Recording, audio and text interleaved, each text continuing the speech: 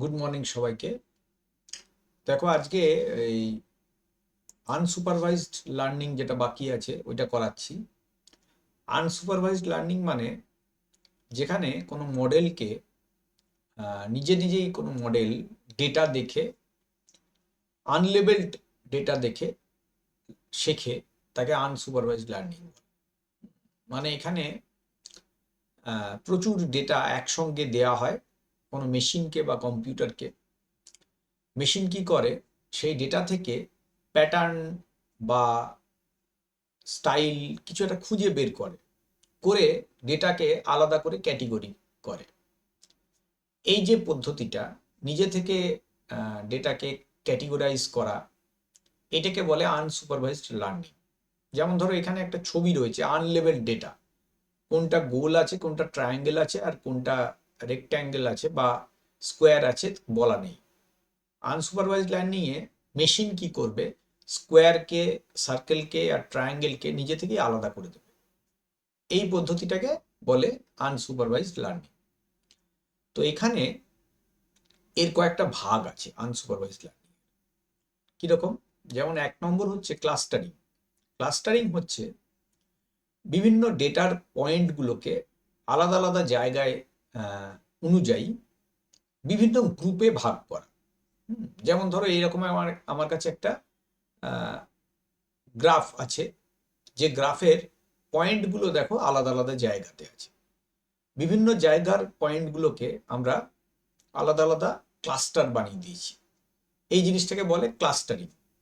ঠিক আছে, আলাদা আলাদা গ্রুপিং করে দিয়েছি। তো এটা অনেক ক্ষেত্রে কাজে লাগে। হ্যাঁ, কেমন ধরো আলাদা আলাদা টাইপের কাস্টমারদের বুঝতে সাহায্য করে। তারপর কি, কোনো ছবি আছে, ছবির বিভিন্ন অংশগুলোকে, কালারগুলোকে বুঝতে চিনতে সাহায্য করে। কিংবা ধরো কোনো একটা প্রচুর ডেটা আছে, তার মধ্যে একটা ডেটা দেখা যাচ্ছে যে আলাদা জায়গায় আছে, সেক্ষেত্রে মানে রিস্ক আছে কিনা বোঝা যায়।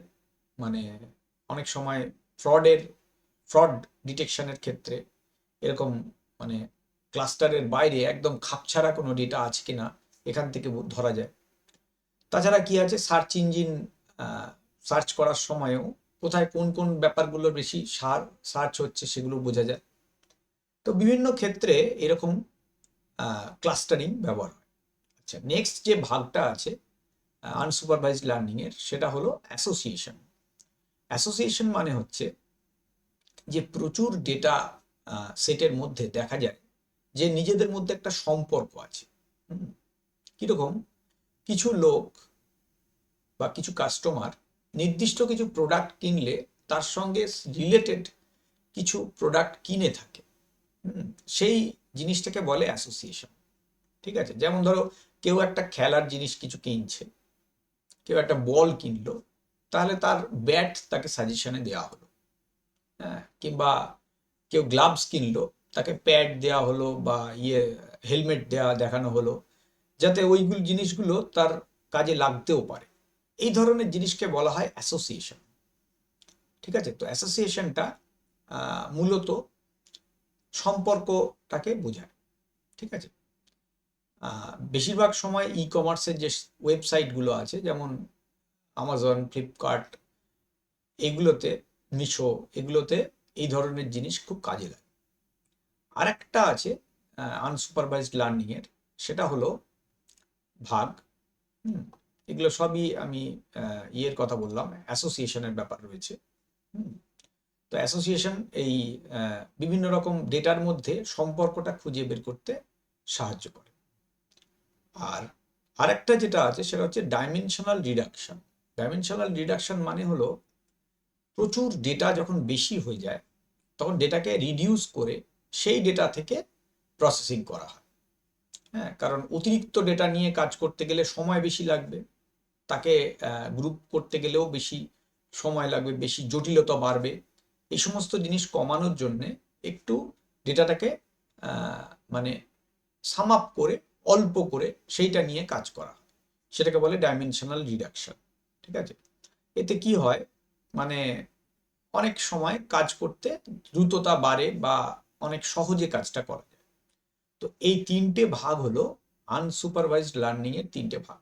ঠিক আছে, তো আজকে আমরা যেটা পড়লাম সেটা হচ্ছে কম্পিউটার বা মেশিনকে কোনো লেবেলড ডেটা না দিয়ে আনলেবেলড ডেটা দিলে কিভাবে মেশিন সেই ডেটা নিয়ে নিজে নিজে বিভিন্ন রকম গ্রুপে ভাগ করে, সেই পদ্ধতিগুলো শিখলাম।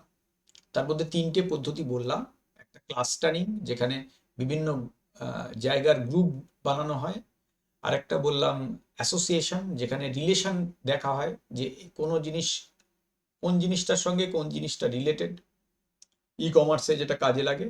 আর একটা বললাম ডাইমেনশনাল রিডাকশন, যেখানে প্রচুর ডেটা থেকে রিডিউস করে ডেটাকে ছোট করে নেওয়া হয় জটিলতা কমানোর জন্য। ঠিক আছে, পরের দিন আমরা রিইনফোর্সমেন্ট লার্নিংটা করে নেব। থ্যাংক ইউ সকলকে, আজকে এইটুকুই রাখছি।